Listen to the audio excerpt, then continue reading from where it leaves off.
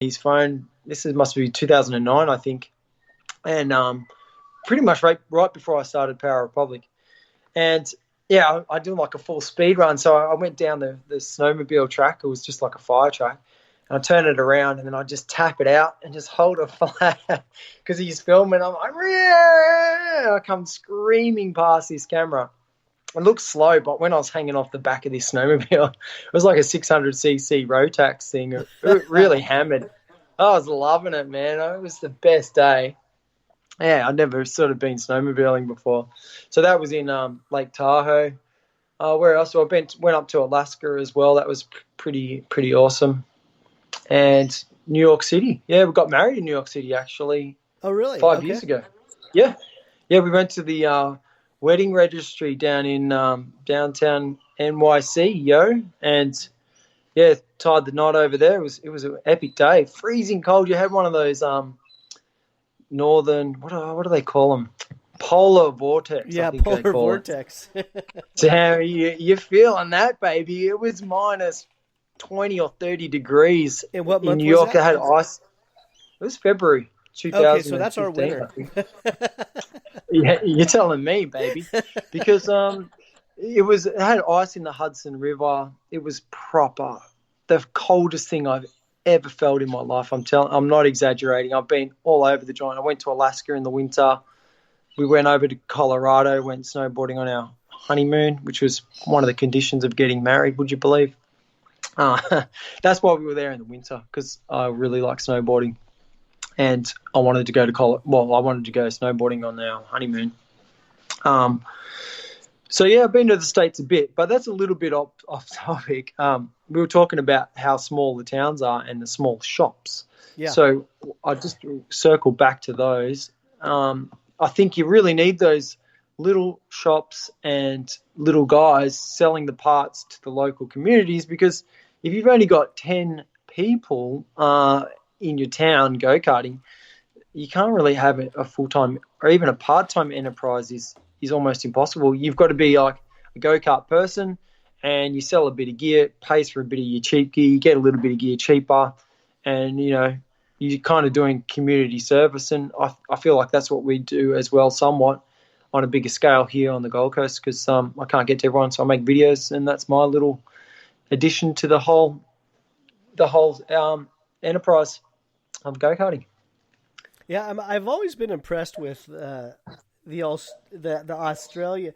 I can't even say it because it's like for some reason I want to give it an accent. What's Australian, the Australian motorsports scene.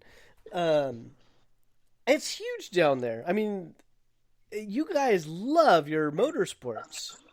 Yeah, we've got a little bit of redneck, bogan / blood in us here in Australia. Yeah, there's a lot of drag racing. It's similar stuff to the States. Drag racing is popular, speedway's popular, and then the circuit racing as well. Yeah.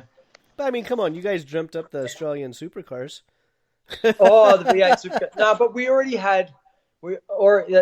so that was born out, like I was saying earlier. My dad was really heavily involved with those cars back in, all through the 80s, 90s, and early 2000s till he retired. They changed the rules. It was already called the Australian Touring Car Championship, and you can Google some of those on YouTube, because there's a guy on there, I think it's 100 miles per hour. He's got all the highlights from, in the 90s, like all those classic cars, and all the team managers and owners now are the drivers from back in the day. Okay. In the ATCC, and then it changed to it kind of got hijacked by the V8 supercars. The guy that created that, he wanted Ford versus Holden, which is GM versus Ford, because a lot of the guys here in Australia, they used to love. It used to be like a big thing if you owned a Holden or if you owned a Ford. Okay. It used to, like rivalry. And a Holden is a GM product? It is, yeah. So Okay. GM, they run an LS6 here engine, the LS version. Okay. They had, I think it's called a Pontiac GTO. They have it in the States. It was an Australian built car out of GM here in Australia, and they exported it to you guys, the 2-door, and it had a 6-liter V8 in it, Yeah, so we it's have great it. for doing, Hmm. great for doing burnouts.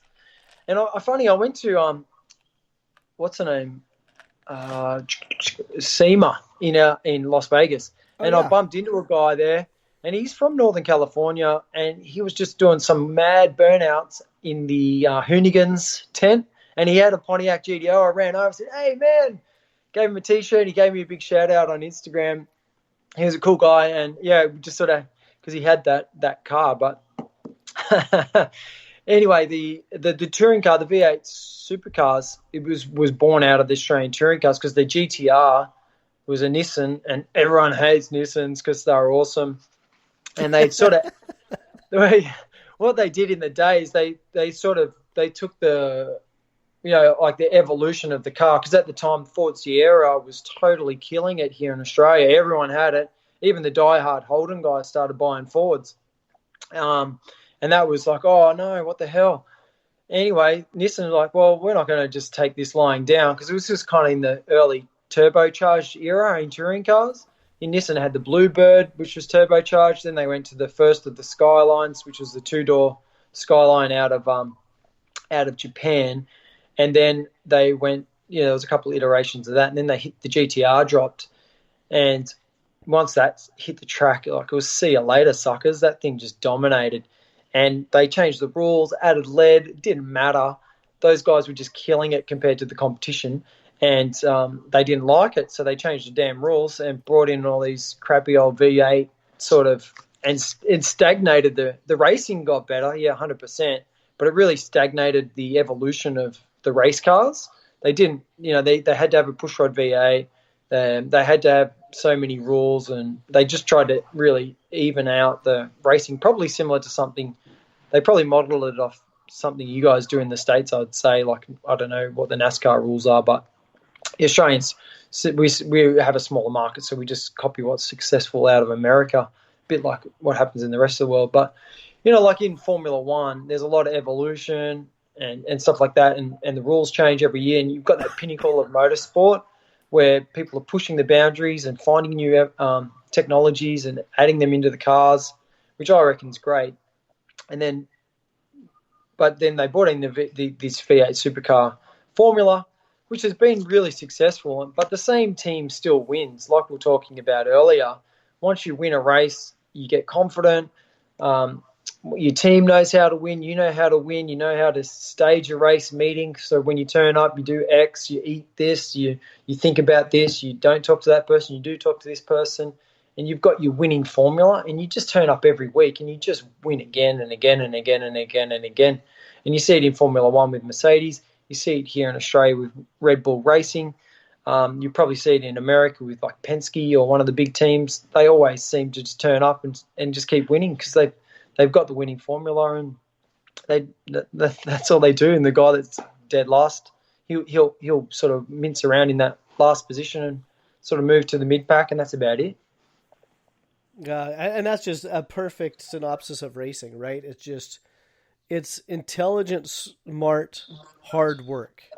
It's and then doing, it's like here, and I'm sure you have it down there in Australia, where you talk to some guys. Oh, I'm going to go testing this weekend. I'm going to go test, and like for them, testing is making sure their tires are at 13 pounds, and then they just go pound laps. It's like, Yep. well, and then you got the team that's really successful.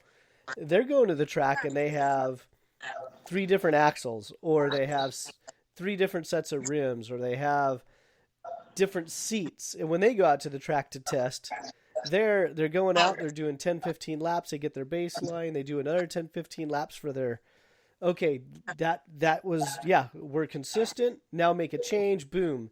20 minutes later, they're back on the track, and they're just constantly making changes. And you see, those are the same guys that at the big races are also winning. Yeah, It's just funny hard, that. smart work. Yeah, and I don't know what is actually more beneficial, the axle changes or the actual focused energy of going to the circuit and having a distraction like, oh, I've got to test this axle, when actually you're just getting time in the seat. And once again, it's the reps. You're getting the reps. You're getting the volume. So it's not necessarily the axle changing or whatever, the seat changing, whatever analogy you want to use. It's the time and the practice and the focused attention and finding out what you like. Because I always truly believe that the driver makes the lap times. The changes make how comfortable it is when it comes on and when it goes off. If you're off the pace, you can change the go-kart till you're blue in the face. You're not going any faster till your driver actually pulls his finger out and starts actually getting through the corners quicker and driving faster and being more focused and being more clear in the mind and all those things. It's rare you turn up to an event and you're 5/10 off the pace and then all of a sudden you're winning. Like, I just don't see that often, if at all.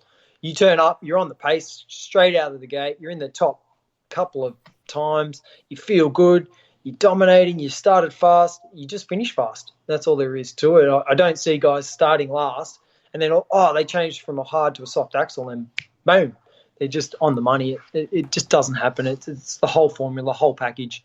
The more you go to the track. That's a great comment, because here, on the internet, the guys that don't really put in the hard effort, and I'm generalizing because I do that a lot. Yes, yeah. They always want the temporary circuits. Mm-hmm. And, because then it's fair to everybody because no one has an advantage.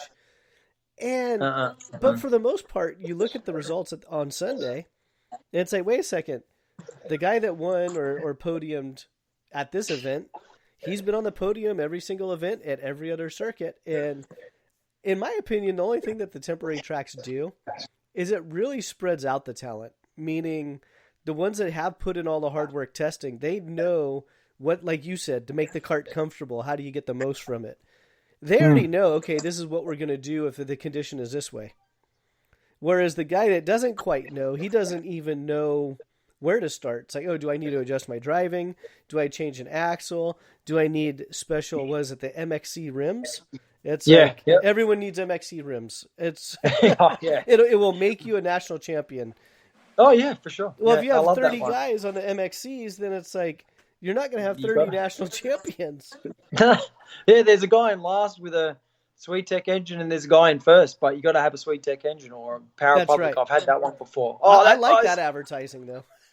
yeah, but there's a guy, he must be cheating. Well, the P plater in last got the same damn motor, son, and no one's checking his engine out for that he's cheating. Well, what the heck? They put so much emphasis on engine, and yes, your engine needs to be current and not 50 hours on it, but you need 50 hours in you. You need to be at the circuit practicing all the time. Yeah. To be red hot. And those temporary tracks, you turn up, the same kid still wins it because he gets on the track and he's fast. He's a fast driver. He's faster than everyone else anyway. And he's just going to tweak his car, and whatever he can't tweak, we just teach our kids just to drive around it, because you can't always get your kart right. You might be able to try to perfect your go-kart setup for the two corners that precede the straights, because that's where you get your biggest gains. And everything else, if it doesn't go around the damn corner, you're just going to have to fix yourself, son, because we can't fix that and the one that goes onto the straight. You get to pick. So fix it for the straight because you get compound interest down there, or, through the technical section, wherever you're going to get the biggest gain, make the change for, and the rest you're just going to have to make a little compensation in your body position, your head position, your hand position, your brake, steering, throttle, whatever you got to do. I don't care. Just go out there and get it done. Yeah, it's great that you say that, because I like to talk about myself, which is why I have a podcast.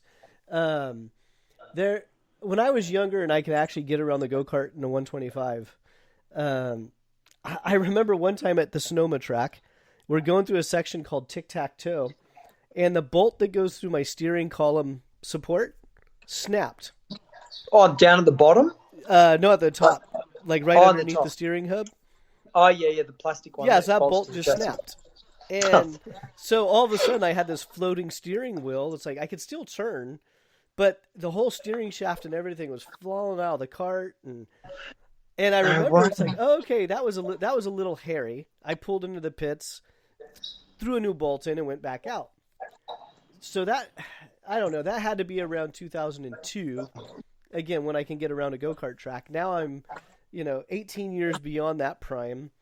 If that happened to me today, just because I'm not driving all the time, I think I just hit the fence and then go crap myself. Yeah, you're a bit too slow